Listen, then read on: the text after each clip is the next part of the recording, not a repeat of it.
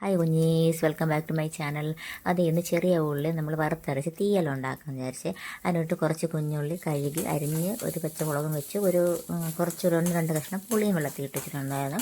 എന്നിട്ട് ഞാൻ തേങ്ങ ചിരുകിയതും കുറച്ച് കുഞ്ഞുള്ളിയും കൂടെ ഇട്ട് നമ്മുടെ ചീനച്ചട്ടിയിലിട്ട് വറുത്ത് അതിലോട്ടൊരു 1/4 ടീസ്പൂൺ നമ്മുടെ ഉലുവയില അതും കൂടെ ചേർത്ത് ഒന്ന് വഴറ്റി നന്നായിട്ട് മൂപ്പിച്ചെടുക്കണം.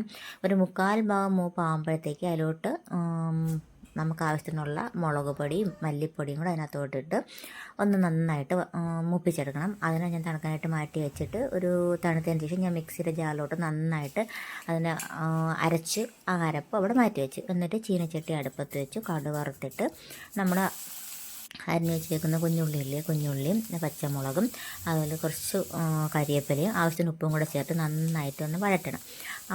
ഒന്ന് ജസ്റ്റ് ഒന്ന് വഴണ്ടി വരുമ്പോഴത്തേക്ക് അതിലോട്ട് ഒരു 1/2 ടീസ്പൂൺ നമ്മുടെ മഞ്ഞൾപ്പൊടിയും കൂടെ ഇട്ട് അതും കൂടെ നന്നായിട്ടൊന്ന് വഴറ്റണം.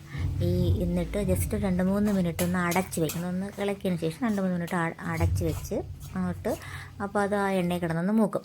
എന്നിട്ട് അതിലൂടെ ഞാൻ നേരത്തെ എടുത്ത് വെച്ചിരുന്ന പുളിയില്ലേ, അതൊരു കുറച്ച് ഒഴിച്ചാൽ മതി. കാരണം പുളി ഇതിന് ആവശ്യമില്ല, എന്നാൽ നമ്മൾ ടേസ്റ്റിന് വേണ്ടി ജസ്റ്റ് കുറച്ച് പുളിവെള്ളം കൂടെ ചേർക്കുന്നു എന്നുള്ള പുളി പിഴിഞ്ഞിട്ട് വെള്ളം.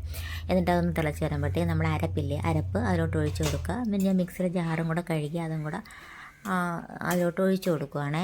അപ്പോൾ ഇതിൽ കൂടെ നല്ല ഗ്രേവി ആയിട്ട് കിട്ടും. കാരണം എന്തായാലും നമ്മുടെ മിക്സിയുടെ ജാറിൽ അരപ്പുണ്ടാവുമല്ലോ, ബാലൻസ് ഒഴിച്ച് കൊടുക്കണം. എന്നിട്ട് അത് തിളയ്ക്കുമ്പോൾ ഉപ്പ് കുറവായിരുന്നു, അതുകൊണ്ട് ഞാൻ കുറച്ചുകൂടെ എനിക്ക് ആവശ്യത്തിന് ഉപ്പ് ഇട്ട് കൊടുത്തു. പിന്നെ ഞാൻ 2-3 പിഞ്ച് കായപ്പൊടിയും കൂടെ ചേർക്കുക. കായപ്പൊടി ഇല്ലെന്നുണ്ടെങ്കിൽ കായം വറുത്ത് പൊടിച്ച് ചേർക്കുന്നതാണ് നല്ലത്. ഞാൻ ചേർക്കും, എല്ലാവരും ചേർക്കുമെന്ന് എനിക്കറിയില്ല. നല്ല അടിപൊളി തീയലായിരുന്നു. ചോറിന് ഇന്ന് ഉച്ചയ്ക്ക് അതായിരുന്നു കേട്ടോ. അപ്പോൾ ഇന്നത്തെ വീഡിയോ ഇത്രയേ ഉള്ളൂ. പിന്നെ എല്ലാവരും എൻ്റെ ചാനലൊന്ന് സബ്സ്ക്രൈബ് ചെയ്തേക്കണം കേട്ടോ.